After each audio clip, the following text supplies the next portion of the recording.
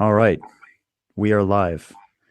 Okay, so I'm hearing a bit of an echo there in the background. Do you have Turn it down. Hang on, I'll turn it down. Go there? ahead. That's better. Okay, that's better.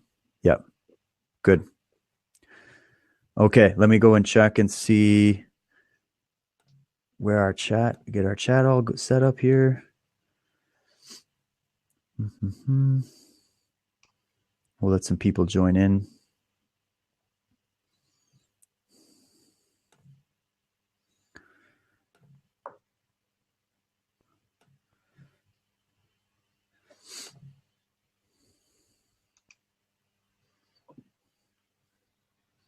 Okay, we got 10 people in there. Hello, everybody. Welcome. I'm just going to monitor the chat here. Okay. There we go. Okay. Everybody in the chat, if anybody in the chat can just let us know if you can see us and hear us okay. We've got our issues sorted out with technical problems there. We're going to have a bit of a shorter one today just because the time has gone on here, and we apologize we weren't able to come on it a little bit earlier, but we are now here. We have Michael here. Michael, if you want to say hello to people. Hi, everyone. Nice to be with you. Sorry for all the delays. Great. Okay, yeah, we got it. Everybody hears us perfect. Excellent. All right. So, Michael, as we're waiting for people to join us, I know we're going to have some questions coming in, but I wanted to ask you, in light of a lot of the material we've been covering on the Unslaved podcast and what we see happening right now, where we've got all this technology coming out, and you've done so much work on the subject called posthumanism. You did a talk called Posthumanism, and it's the idea of you look at this not just from the technological point of view, but more from the psychological point of view. Like where is humanity psychologically, and is one of the reasons we're pushing further and further into an inorganic mode of existence, more with all this artificial intelligence, and giving up what it truly means to be human for this synthetic cybernetic world. Is that linked to ancient trauma? Is that linked to the past shock theory? And I wanted to maybe talk a little bit about that subject, and then we'll pull some questions for people. But what are your first thoughts on that? I think that's it. Because remember, ancestral trauma is the secret of it all. If you follow all the threads of pathology, you'll come back to that anyway. And so, yeah, it's remember, the cities we live in and the families we grew up in are pretty artificial anyway. So you don't need a bunch of posthumanists running around, with an agenda, an overt agenda based in the brain's just a computer, the universe is just a machine. Half of what you are as a human being is non-conscious. You even admit that yourself.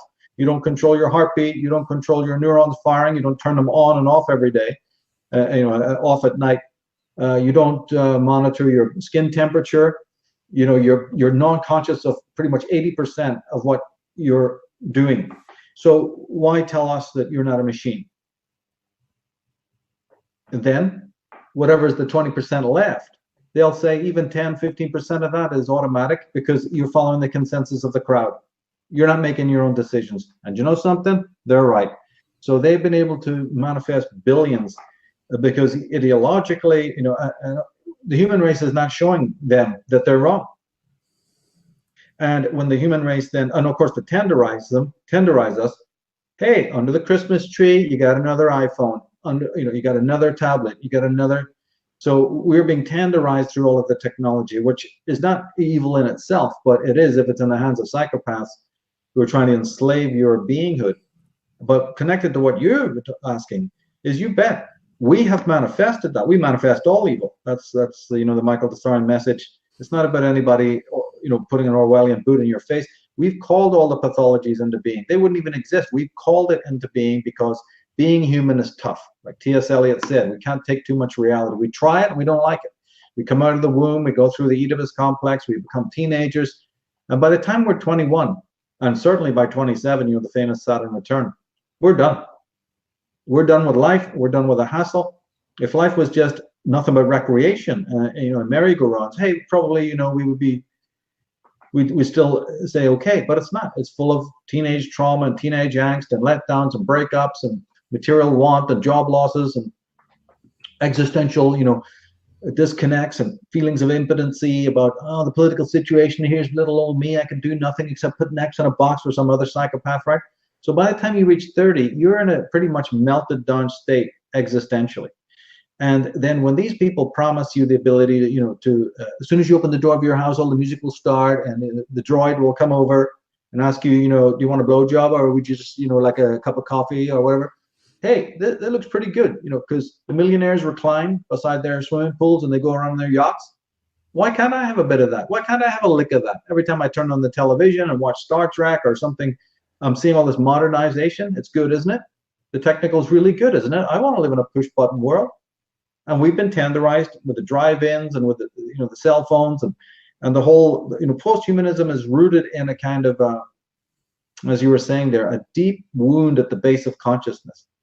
And even if it wasn't a post-human agenda that we were heading for, something else would have come up. We'd have manifested something else, more wars.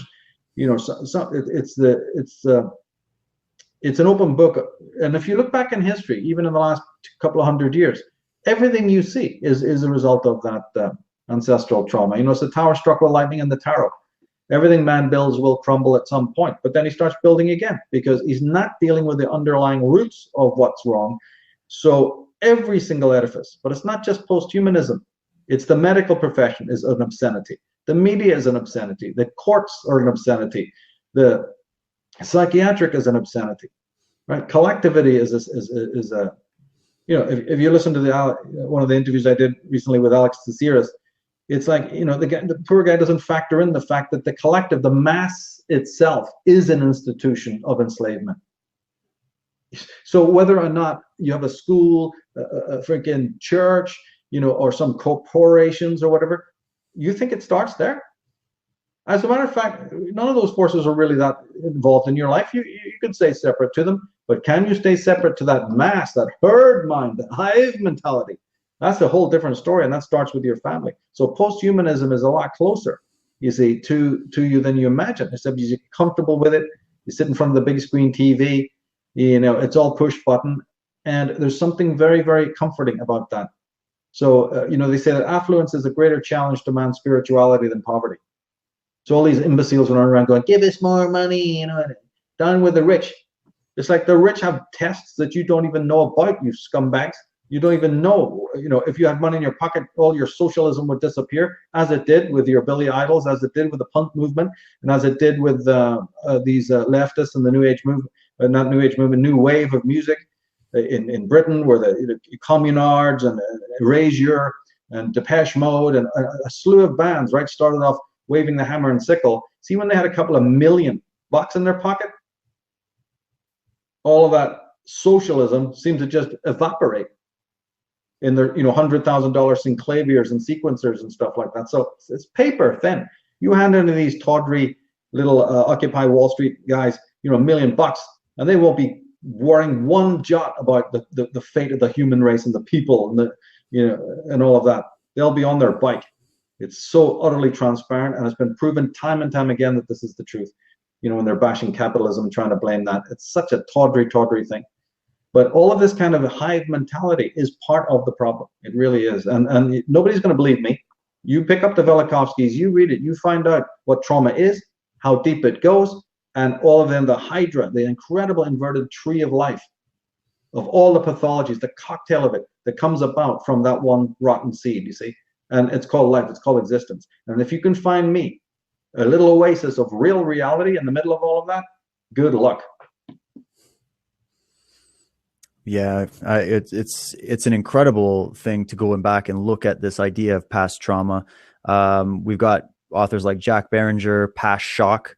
I like the name of that book because it talks about how the human race was traumatized at a deep fundamental level that I think a lot of people have difficulty even imagining through the past cataclysms in the past that are recorded all throughout the ancient record. You've got guys like Julian Jaynes and other psychoanalysts and people that have looked into this theory. They might not all agree on how it came to be or what it was that caused it, but they do see that there's a deep internal trauma that has happened to the psyche of human beings. And then, of course, we have the trauma throughout all the ages, all the wars, all the, oh my God, it's just every page of history you turn has some sort of trauma in it. And then you have the trauma of everybody's just everyday life that they experience.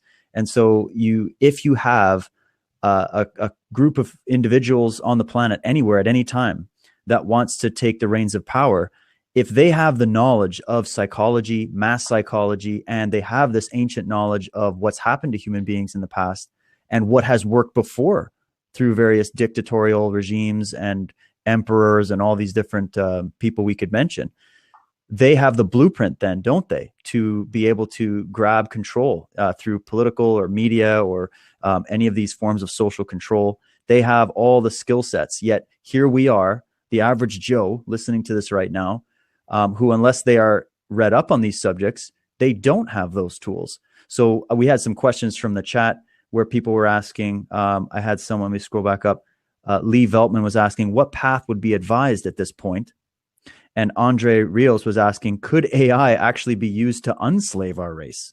I don't know if he meant to say unslave or enslave, but I mean, what do you think of that? Well, first of all, I just want to make a quick note about Jack Barringer. That little book, Past Shock, I got what I'm talking about from the man. Right, so that was the book that launched it for me. It was actually just one line in the book, if you can imagine that, but that's how it happens. So big kudos to that guy. And then a strange synchronicity, when I did my very first talk on Atlantis, which included a lot of his ideas, he was in the audience and he came up to me at the end. I could not believe it. I've just been recommending his book and saying that everybody better not leave the hall until they bought that book. And just as I'm, shutting down the laptop and leaving the stage, this tall man comes over to me, and it's Jack Barringer himself, and he was the sweetest guy you've ever want to meet. Sweet, sweet man. And I was absolutely thrilled about that. But yeah, AI is not the solution because it's based in that old model of the cognitivists, which is that the brain is just a firing computer, right? 3D images are made from 2D images by the optic nerve. You don't turn the neurons on, they just fire away. And then just in some peculiar state of emergence theory, like in particular conditions, water will turn to ice. Well, yeah, but the water wasn't doing it as a conscious thing. So you have consciousness as a kind of an emergence, this kind of a novel epiphenomena of the firing of your neurons. All this can be dismantled, by the way, in seconds, but they believe this. And also they have to believe it because there's nowhere to go if you don't believe it. These materialists don't have other satellite theories to ride upon, not ones that will carry their weight very heavily. So they can't move, whereas other people are flexible and amateur, and outside that academic cage. They can say, yeah, well, I held that idea for a couple of years, but, I've moved over to this, I moved over from, cognitive science to another kind of, legitimate area. But these hardcore guys can't do that. They have no maneuver, they have no shoulder room. Once they buy into this hardcore paradigm, to move means to fall off the edge of the world. So they stick there like a bunch of people, like these immigrants sitting on a little boat, a little dinghy. They're the most vulnerable idiots there are, right? But because they do occupy that area, they have many ruses of trying to update and upgrade and uppackage that brand of materialism. And one of the ways that they do it, and all of these ways I'm telling you, I monitor constantly. One of the ways that they do it is by critiquing previous materialists. Like, so when you're sitting on the dinghy and they go, it's not your time to talk. He goes, yeah, and nudge, and off goes the guy who talked before into the water, into the shark-infested, water, where he goes, okay, now let me explain my thing. And then he's knocked off as another guy gets up and goes, I got a better idea. So they actually assassinate each other as they're revising their work. It's just almost incredible comedy to watch as they desperately hang on to this materialism. So AI is just, the latest upgrade of this bullshit. And see, when they, using the word artificial intelligence, it's the perfect term. They don't even realize the Freudian slip in that. Yeah, it's artificial. Let me put it this way. A computer, which of course we're including the brain here, but any computer image will do, is only programmable. And this is one of their mottos, what I'm going to say now. It's on their t-shirts, you find it on their desks, no computing without representation. What they mean is that the symbols that you put into a computer so it understands your world are representative, meaning every symbol that you put in, of course, symbol, it can be an individual symbol like A, B, C, D, or just any symbol, but usually it's a collection of O's and ones. We all know this, right? The sequence of binary, inputs is the symbol in these combinations. So when they put that in, they go, well, that string represents some problem in the world. some like the metal fatigue in a bridge.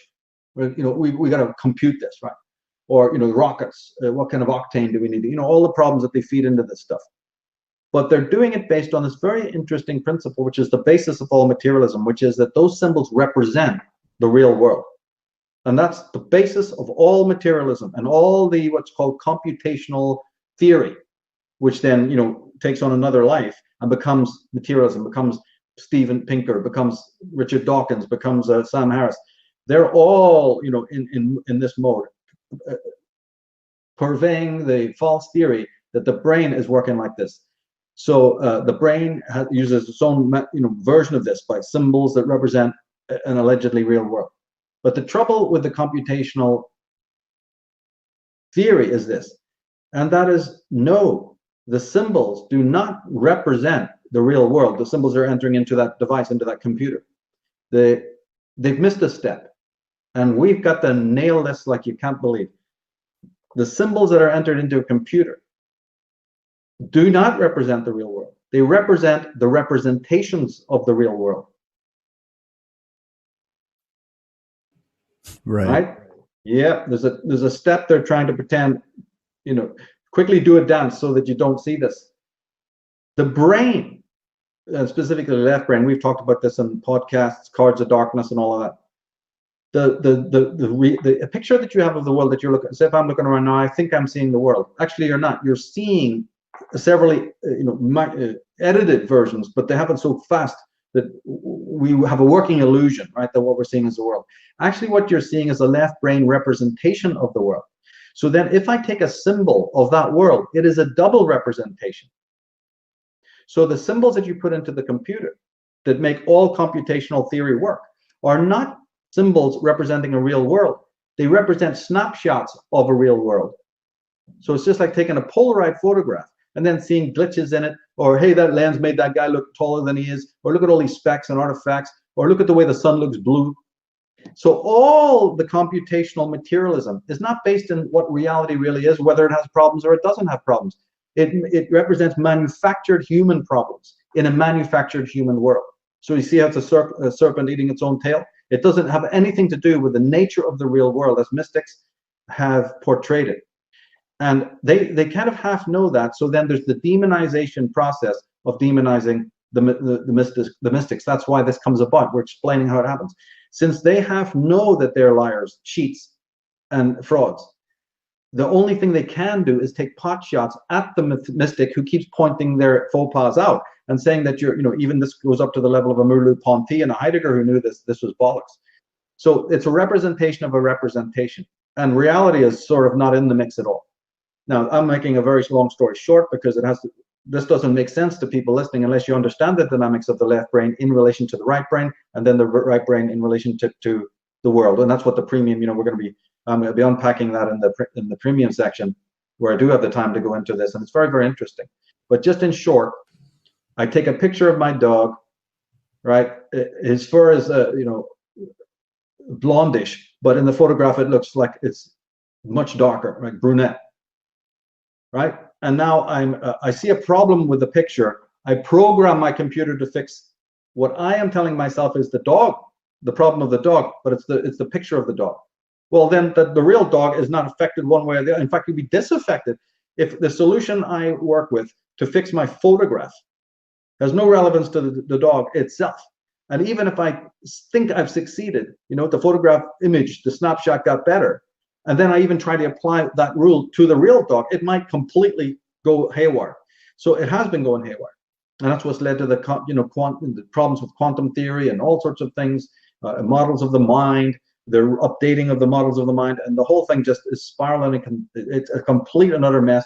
But they're hiding it in the ivory towers, in the corridors of power. There's a colossal meltdown in all levels of materialism, based in these things that I'm talking about. This is one of the major issues that they have. So they're looking for answers, and they don't want they don't want the ordinary person to know that it's been a meltdown. And so they've got clever ways of smoke and mirrors, to cover this up. And one of the smoke and mirrors is that they wheeled out Steven Pinker, Sam Harris, to engage who, David? We've already talked about this before. What is the goalposts are moved? I now talk to Bishop such and such. I now talk to Cardinal such and such. I now talk to some pastor. because that's a fucking sideshow, and I don't give a shit about that fucking dialectic, you know. And it's not to do with the real thing, because you're engaging a bunch of scarecrows and firing pot shots at each other. With both of you, both groups are completely fraudulent. You know, it's one Mysteria fighting another Mysteria. But all the time, the real critique, you know, of this is coming from a Ken Wilber, coming from an Ian McGilchrist, coming from a, other parties that are onto this nightmare. But their voices are no longer heard, because the public is focused on, could you explain that thing about atheism again? Right? It's an incredible joke, incredible carnival, because both sides need to come to that table, because both sides are on sinking ships. And this is their collusion, and we've fallen for it. Yeah, I agree. Now, you were speaking about something very interesting there when you're talking about how with this whole computerized system, they're using symbols to interpret reality. You've done a lot of stuff in the past on symbolism, and we know that the older version of these cults that are still active in the modern world today, a lot of people think they're just dead and gone, but I mean, nothing could be further from the truth. The old guard would have used symbols in a religious sense, and they still use that. And I mean, you've done fantastic presentations on sacred symbolism in the media and how they know how to attach to the subconscious mind and pull the right brain in so that you're just buying some friggin' toothpaste or something like that. And in a political sense, they're really good at getting you to buy ideas that are more aligned with their philosophy. And by them, I mean these globalists and these people that are trying to subvert the natural order. Would this not be, in the technological sense, also another form of symbolic sorcery in a way? Like, is that, if you can use an old school term for a modern phenomena, or is this just humanity naturally going down its road, discovering technology and just getting out of hand with it? You know, is it organized or is it just random? Well, it's organized, because these guys in science do know things we don't know. And so we're completely victimized by ignorance again, right? What should be pointed out to the public en masse is what we're talking about right now, but good luck, right? So they're running around in ignorance, because the boys upstairs know that the symbols that as you're talking about, includes the whole of language. Just check out how deep this goes, right? And so when we walk around and speak and talk, we are entrapped in a cage of language, so awe-inspiringly complex and labyrinthine that it defies imagination, right? If I say, no, that painting stinks, you know, well, if Mr. Spock was going, he'd go over to the painting and smell it, goes, it doesn't stink. No, it's a metaphor, dummy, right? What? I don't get it, Captain, right? So we live, dummy? What do you mean, dummy? Am I a dummy? Right? You know, it's like, oh, the metaphors just spew forth. And that's the symbols we live under. So all those are the positive mantic, you know, part of the Hermetic tradition, to meditate on power symbols, to, you know, do things, to change things, and that's certainly something very important. Then you have an artistic treatment of symbols, but the idea is that in the more positive treatment of symbols, you kind of know what's going on. You're not being entrapped by those symbols. You're using them as guides, you see, to certain states, and it's a very free association. But in the unconscious realm, you've either got the scientists doing the mistakes that we just said, or you've got the masses unaware that on their spiritual journey, the chains that bind them is the very language they speak, and it's because it's metaphorical. So how would explain this further? So all language is metaphorical, and we get caught in that trap. It's the left brain's concoction, right? And we start living in the word, not the thing. So all human beings using language have forgotten the secret key, which is words are not things, right? When I say the word rose, when I say the word horse, when I say the word oak tree, the word is not the thing. So because we live in urban environments, that was, you know, part of the trauma I forgot to mention earlier. Part of the trauma is the need to build these hives in which human beings and children then grow up.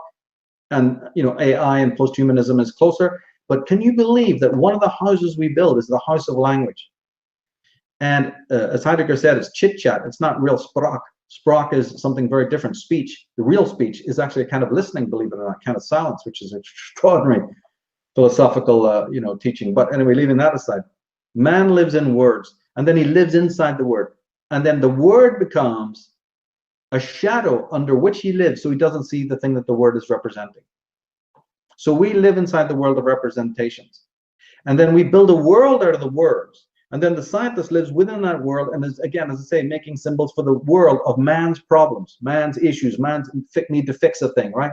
Let's program a better washing machine. You know, let's see what's efficient about this and non-efficient about that. And in the end, you're living in your own incarceration.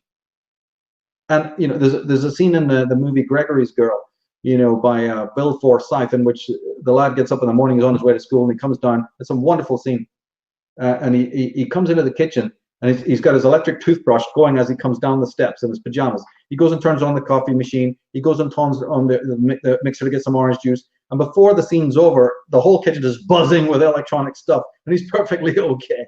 You know, it's all this stuff you just turn on, and it's an electric nightmare. But this is the world, as you know, turn on the microwave, turn on the oven, right?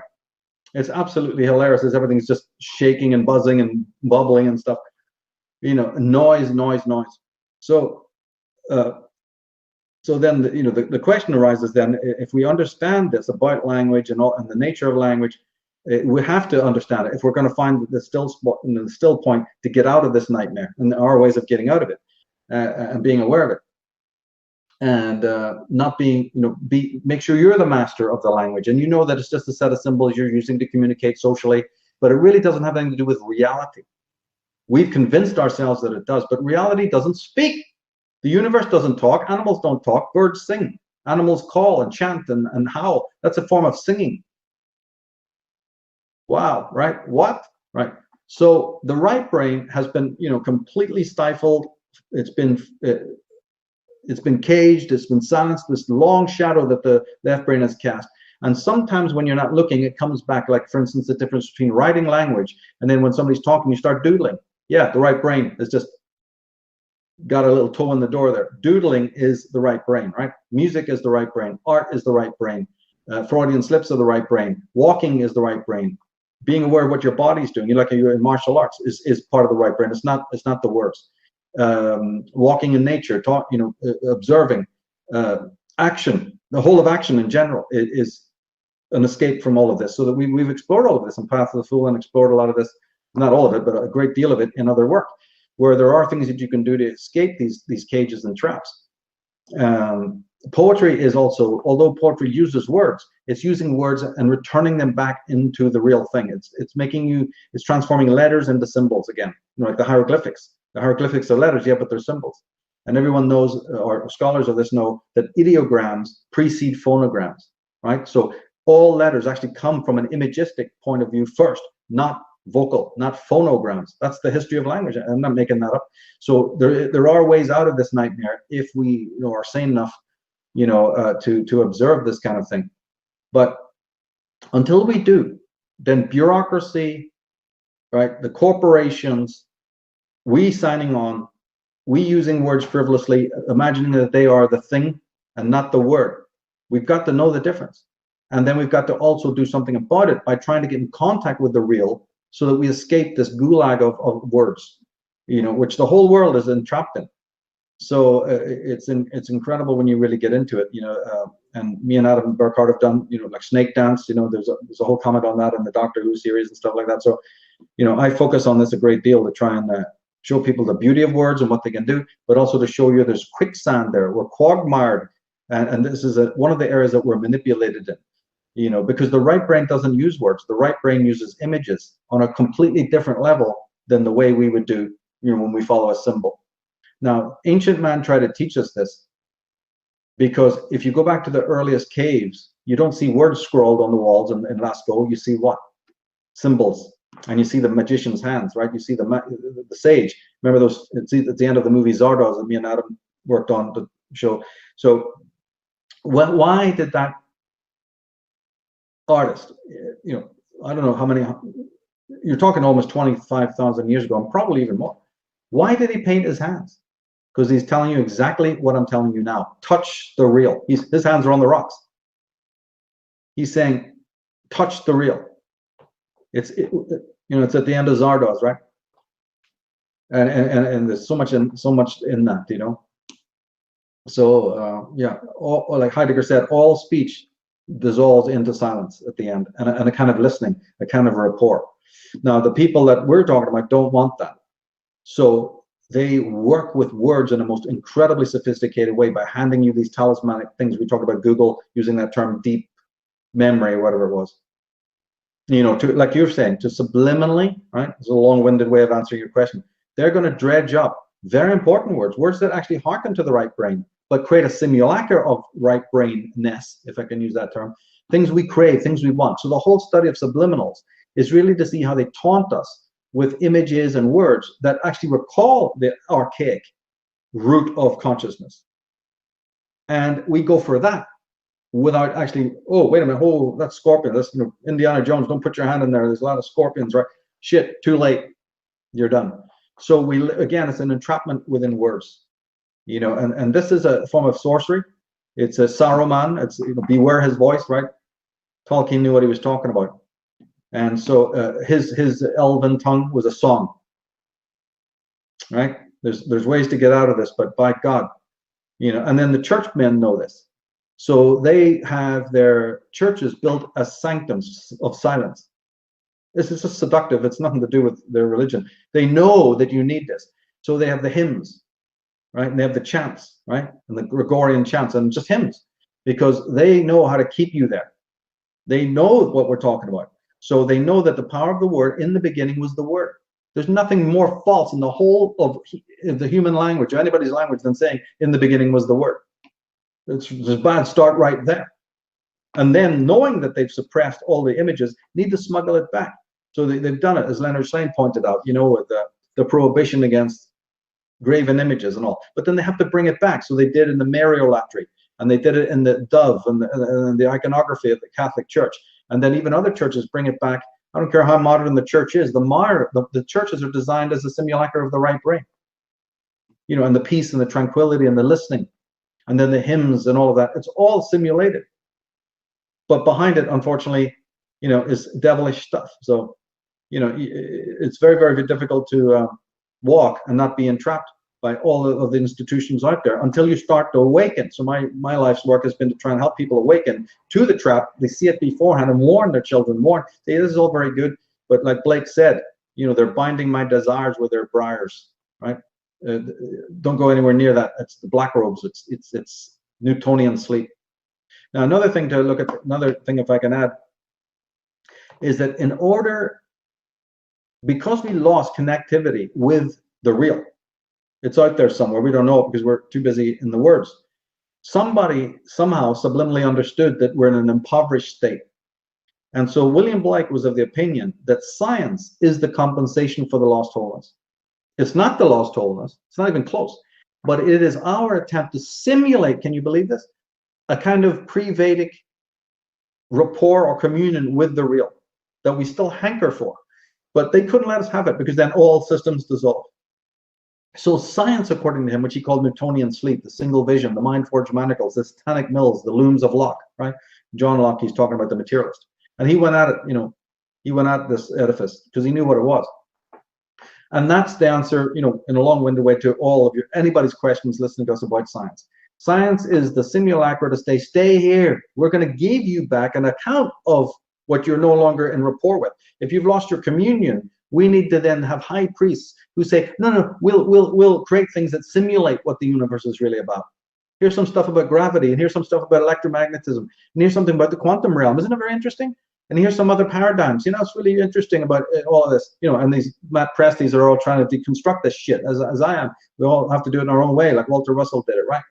Victor Schauberger, all of these people. They're trying to deconstruct that and get you back to the real, to understand. We give you a theory of light. We'll give you a theory of the Big Bang. That's our favorite one. We love that one, right? Open your mouth, shove it in there again, right? So they're giving you a picture of time, a picture of space, a picture of Big Bang, a picture of gravity, a picture of whatever it might be, electromagnetism, and all the rest of the shit they've been selling us. Well, the universe is aging. It's expanding, it's getting older, and something might like an elastic band contract and snap on your face. So just be aware of that, right? So they're going to give you all these paradigms and sign on for it, and they have their high priests to go out there and teach it to you.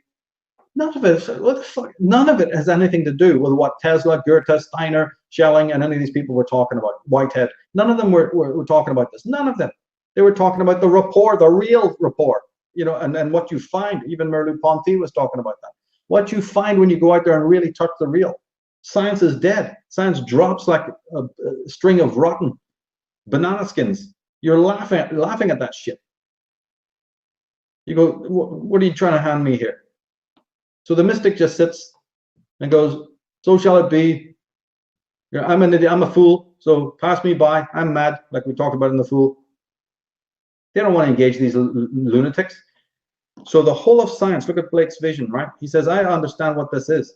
This is the simulacra of that other lost report. And you'll live in it, and you'll chase it around, and you'll decorate it, and you'll paint it. And if you see a crack in it, you'll quickly plaster it. And you will teach your children how to maintain Urizen's gulag. Where was he wrong?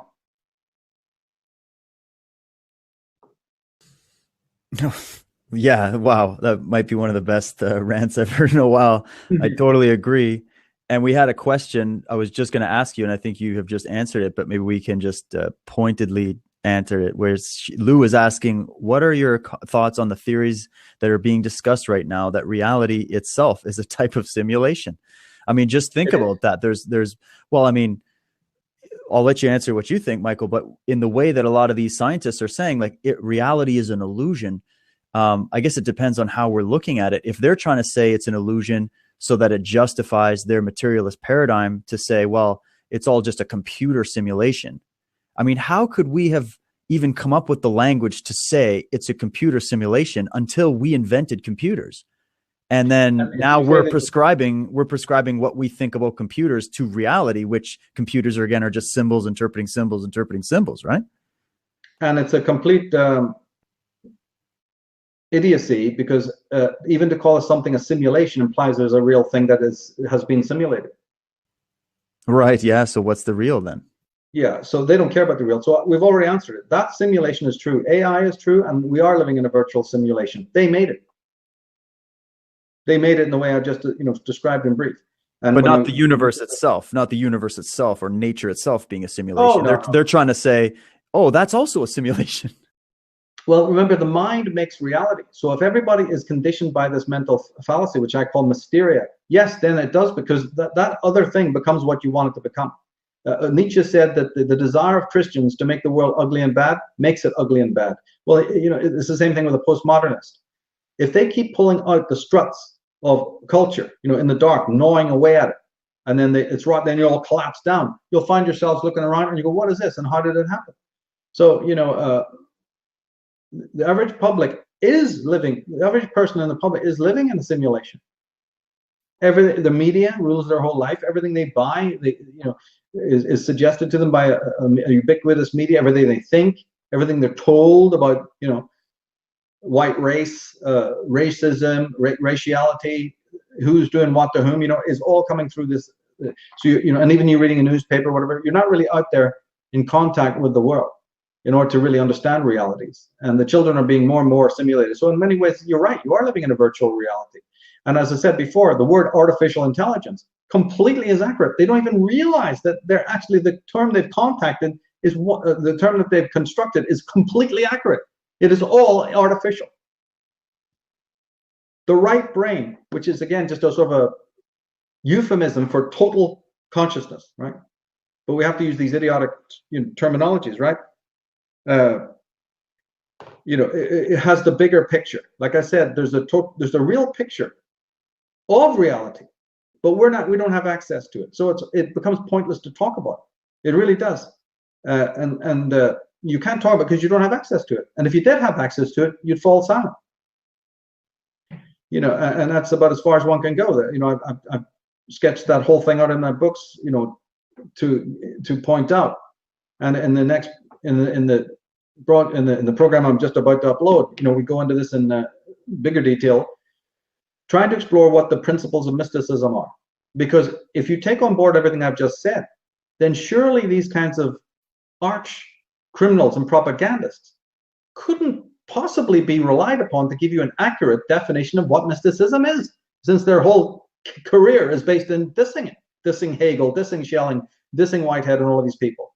Well, then why are we looking to them Why don't we question that maybe their interpretation of mysticism and idealism is false from the start? It's a misrepresentation. And so we keep hearing about a misrepresentation of a philosophy that we have never actually gone and studied.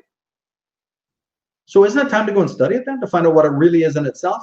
Well, I specialize in those guys as well. So, these 30 years of research now will be presented there to say, in a nutshell, here's some theories. Let's explore the central pillars of mysticism, truth or falsity, and see if they stand up. Because if they do, if it turns out that the people watching that program turn out that they believe, like I do, that these principles do stand up, materialism is has a real problem on its hands. And more than that, you will now, when you embody these teachings, not as misrepresented mysticism, but the real thing, then you can stand up to one of these Steven Pinkers online or in face. Like I can stand up to these, types, these Dawkins, and undermine them, not throwing at them something from the outside, going into where their own teachings are and finding the flaws and shutting them up.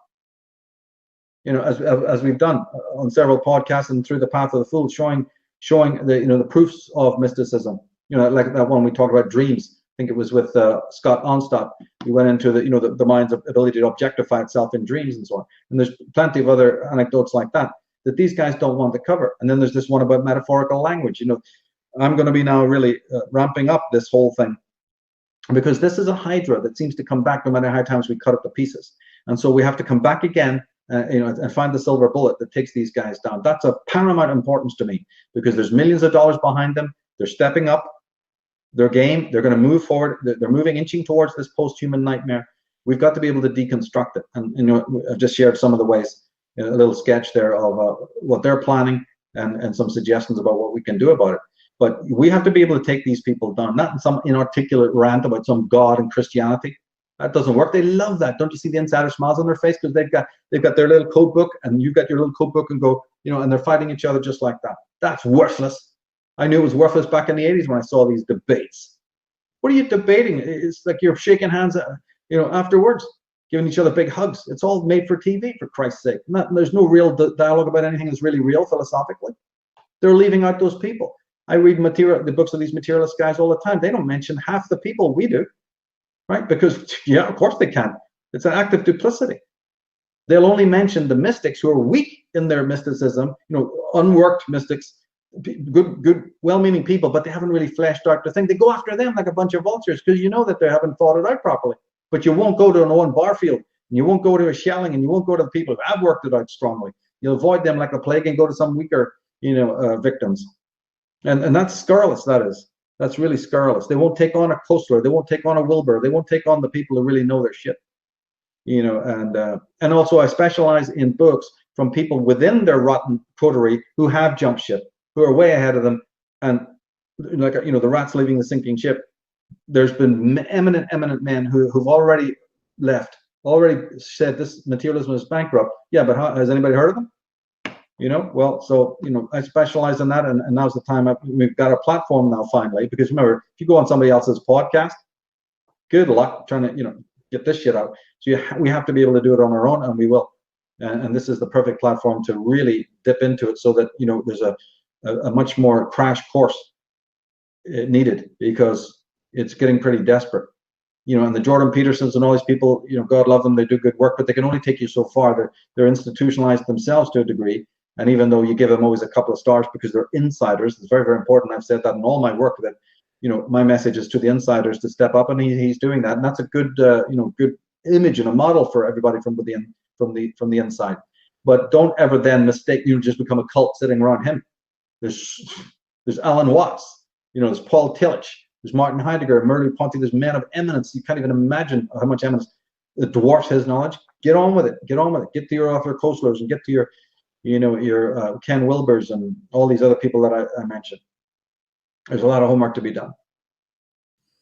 Well, and speaking of homework, and we unfortunately have about another 10 minutes. We originally wanted this to go longer, but we had to start late. And just so you know, for those that are tuning in, Michael and I are going to be doing these more often. We would love to have more time to just go through all the questions. And it's funny, as I'm watching the questions, it's interesting that Michael is answering them as they're being asked, because with what you've been saying, I think that clears up a lot of people's questions. If you go back and watch it, just think about what Michael's been saying, and I'm pretty sure it's going to address a lot of it. Some people were wanting you to get into like flat earth and all that kind of stuff. I think that's for another day. I think there's so many different ways that the human mind, living in and being raised in this artificial environment, is going to construct all kinds of variations of this mysteria. And you're going to see that constantly. And you know what it is? If we look at it from a positive perspective and say that it's actually a crying out from human beings to want something real, and they're so disgusted with the simulation and the artificiality of their lives that they're looking anywhere they possibly can. Unfortunately, we end up looking a lot of times in the wrong places, but we're looking somewhere for something real. And I think this reflects looking at the depression and the suicide statistics and the state of decay in people's emotional and psychological health. This is huge. So if you have a couple points to wrap up with, Michael, we'll do that. But then also mention this new premium series that you're going to be doing on Unslaved. This is something that's awesome. We've been wanting to do this for a while. We finally have the technology. So just maybe a few words about what you're going to be doing in that series for premium members on Unslaved. It'll be exclusive research just for them. And then a few finishing thoughts on some of these points for people. Yeah, it's going to be the top drawer stuff that, it just wasn't the right platform. It just wasn't the right platform. So now we've got it. It had to be good audio. It had to be good video. It had to, have slides and references, good references, and all of that. This work that's been on the shelf for such a long time. So that will be coming out. There's going to be stuff on philosophy and lots of different kinds of subjects. Again, my favorite subject is bringing famous names, the lost names, the Wilhelm Reichs, the Arthur Janovs, the Alice Millers, the Otto Ranks, the Wilhelm Reichs. We'll be looking at their work in a similar way that we looked at Blavatsky and Crowley. We're not wearing the T-shirts, but let's come back to Sanity Bill and look at these people. You're looking at Nietzsche, you'll find some of the most beautiful stuff there, as well as the most horrid. You're looking at any of these philosophers, you'll find stuff that's just ridiculous and repulsive, but there's great gems in there as well. But it's very hard to get that point across for some reason. No matter how many times you said, like say for instance about Crowley, some of the fictional works that he wrote were so god awful. I'm the first to admit, but then he wrote some fiction that was absolutely monumental. So it's just so hard to break people's prejudices. They're caught in these various limited, narrow paradigms. And see, the good thing about myself is I'm very flexible. I know I'm a student unfolding more than some sort of teacher. I am myself learning all the time, and therefore not being in a fixed path or trajectory, I can make changes. I've left it so that I can make even U-turns in the subject matter. But I think that's a virtue, because if you look around at some of the other people, especially now that Mr. Trump is president, and you look at all the nightmare list of your liberal leftists, what are meant to be in the alt research community, which started off very conservative and now is almost rabid communist. How is that? There's speakers, in this movement who are card-carrying, fans of Corbyn and this kind of thing. What the hell is going on here? You see? So what's going on here is partly that they have a rigid mindset, right, which is endorsed by the collective or the culture in which they grew up, and they've just stuck to that rigid paradigm because they haven't read anybody else, and I have. So one of the things I do is I keep very flexible, and then I might go down this road and I may turn back again. I may go 3-4 times, but that's what knowledge is all about. The other kind of person, and I refer to these people, some of these people, in the Refuting the Refuters article, although there I'm mostly talking about fundamental Christians. But the same rule applies to everybody else. They want to territorialize knowledge, right? They literally want to urinate on the lamppost and say, this is mine and it's never going to change. You guys get away. That's not knowledge. You don't own anything. You don't own any of the knowledge. All you own is the curiosity. And if you're really curious, you do go and see what's down that road, and you do drive down there, and you do go up here, and you do look at things from a different perspective, like in the movie, Dead Poet Society. Get on top of your desks. Do a handstand, look at the world differently every single day. So I'm in this movement. I'm in an occult society, world, an occult paradigm. How dare you come along and tell me I've upset you now because I've thrown over, or turned over, ripped out a couple of the pages, or saw something slightly different about world affairs. How dare you? Get lost. Go back and flip some burgers or something. Go back and turn on Radio 1. You'll love it. Because what are you doing in my world? I'm doing what this world is all about. I'm doing what the man in this movement should be doing. I'm the poster child for it. I'm doing what the manual says. You are the people, are the imposters. You're the gate crashers coming in here with your rigid minds and your dirty boots from the world of academia and common sense. Go back to that world and have done with it. Don't come up here, trying to put your Morris Minor engine in my Ferrari, you fuckers.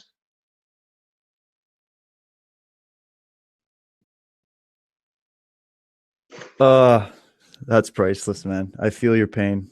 Well, thanks, Michael. I mean, I think we should do this a little bit more often here. We can get on and grab some questions. We've always got people messaging us, and I want to just say I appreciate it. We got a really amazing chat going on here. Some excellent discussions, some questions, some conversations.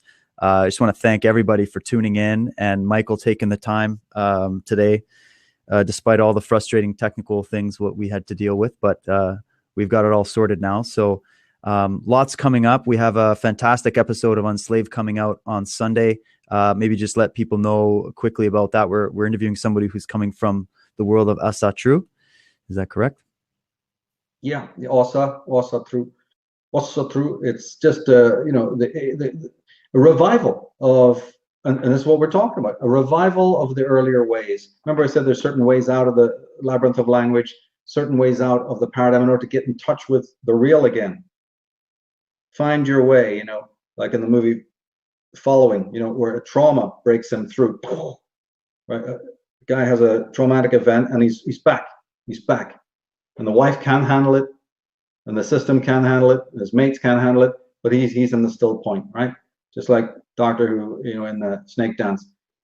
So Asatru is sort of a well-meaning revival, a moderate, it's very moderate, return to some of the northwestern traditions of the Druids. That's why I'm interested in, of course, the Nordic mysticism, because here we've been talking mostly in this conversation about mysticism, but there's different kinds of mysticism. Not all are good, and some are very, very pure. So this is we'll be talking to Matt Flavelle there about that tradition and how it impacts the world, and how much Christianity and even Judaism has plagiarized it, borrowed huge chunks. The Merovingians did. Did you know that at least two of the kings of the Merovingians were tutored by monks in Ireland, you see? And those monks, although Christian, were very much the archivists and cannibalizers of the great Druidic tradition. So there's a case to be made for this return to roots of all peoples. We'll be looking at this from a Nordic perspective, but all peoples need to go back to their roots, because if everybody goes back to their roots, those roots actually, can you believe it, lead to a common gnosis. So I don't care if you're from New Zealand, China, Outer Mongolia, right, Terra del Fuego, or Iceland. The real meaning of the word Gnostic, which has been so abused to mean off-world realities and this world being a cage of souls. No. Gnosis is simply the core of any subject you're studying that's being preserved and hasn't been contaminated. So an Asatru is a sort of a worship, a veneration, and a reverence for nature and other aspects that is to be found in in Africa, to be found in India amongst the Brahmins and others, right? And the corruption of it is then where we're at right now. So it'll be interesting to get an understanding of these original archaic practices and rites. And then what we can do is also then say, yeah, a bunch of this stuff I can actually translate into my worships of the year, because there's certain feast days which correspond with certain constellational astrological phenomena. When certain stars rise and set, I should be aware of this kind of thing. The lunar cycle, and there's a whole bunch of stuff we can get into there. Art, pottery, leather making, working with animals in a different way. And so Asatru, I believe, is a very, very legitimate and extremely positive response to the extreme mechanization, the extreme dumbing down, and the extreme as the incarceration in the city environment. And so if we need to factor that in. It may not interest all of our listeners, but people who have coming from a Western tradition, and from a kind of a northwestern roots, Scots, Irish, Scandinavian, whatever, they can tune in. But as I said, if you follow that tradition to its roots, you'll find yourself, it's like, I think it was Nazim Haramein had said that, we're all standing on the surface of the earth, right? But all our feet, right? If you draw the lines, they all merge at the center of the earth, but our heads separate. So take your pick, what you want. So any of the great traditions that point you down, point you to the earth, point you to the fundamentals and the roots. There's nothing wrong with that. And in the end, it's not this oneness of Benetton and Google that I'm talking about. No, you're doing it through the thread of your tradition, but you will have a handshake for all those other sages who've done the same thing. Doesn't mean you negate and just it's a big mud, a heap of shards, courtesy of the World Bank and George Soros's your wet dream. No, you're doing it through the spoke, the road, the avenue of your cultural, right? Your blood and soil in the true way. The Nazis just co-opted all of this stuff and demonized it. But there's great traditions there, you see. And I can prove it because Odin, for one thing, becomes the Adonai of the Phoenicians, who becomes the Adon of the Jews, and that's Jehovah, right? His other name is Adonai, but that comes from Donar or Adon or Odin, right? There's an incredible tradition there. Thor is Arthur. King Arthur is Athor, right, which is Scandinavian, and you have the various versions of that way over in the Far East, with Indra in India, in these Vedic and Aryan teachings. So there's an incredible exploration there of the sacred mountain, the sacred tree, the real meaning of the zodiac, and a million and one things we can get into with our next guest. I hope we can. I'm very much looking forward to it myself, and I think it's going to be great. This is awesome. I really enjoyed this. A quick little live video for you guys. Thanks to everybody for supporting the channel. Thanks for supporting Unslaved. Come and check us out. We got a lot of content coming your way, and Michael is going to be releasing very soon his first premium episode for premium members of Unslaved. That'll include all of the sources that he was talking about. And essentially, you'll be going on the research journey with Michael as he continues to go and look into these matters. Go ahead. Oh, let me also say a personal thanks, because that premium section is made possible by all of you listening. And that is not lost on me at all. We haven't had the opportunity to do it before. So this is my gift back to you from your gift to me. So again, personal, great, thanks to every one of you for supporting Unslaved in the last year, because now the payback is on its way, with some top drawer material. Oh, and I second that. I second that for sure. So, well, that's all the time we got today, ladies and gentlemen. Thank you so much for tuning in. We'll be back here again soon, and we will see you on Sunday. So have a good one, guys. Cheers.